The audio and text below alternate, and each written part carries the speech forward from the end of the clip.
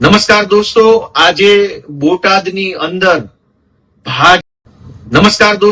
આજે બોટાદની અંદર ભાજપના કહેવાથી પોલીસે એકદમ ઘાતકી, ક્રૂર અને બર્બરતાપૂર્વક લાઠીચાર્જ ખેડૂતો ઉપર કર્યો છે એવા સમાચાર મળ્યા છે।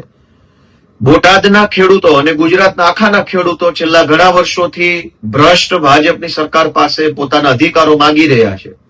બોટાદની અંદર ખેડૂતોએ લોહી પરસેવો રેડીને પકવેલા કપાસ અથવા અન્ય જણસો જ્યારે યાર્ડમાં વેચવા જાય માર્કેટિંગ યાર્ડમાં, ત્યારે માર્કેટિંગ યાર્ડમાં રહેલા ભાજપના મળતિયાઓ અને ભાજપના જે કંઈ પણ નફાખોરો છે એ ખેડૂતોની ખેત પેદાશમાં કડદો કરી અને ખેડૂતોને લૂંટવાનું કામ કરતા હતા। અને લાગે છે આક્રોશ વ્યક્ત કરવા માટે આ ગુજરાત અમારા બાપનું છે, આ માર્કેટિંગ યાર્ડની સંસ્થા અમારા બાપની છે, આ બધું અમારા બાપનું છે। તો અમને રોકવા વાળા 2% ભાજપના ગરતડિયા આપણને રોકવાના પ્રયત્ન કરે તો એની સામે મજબૂતાઈથી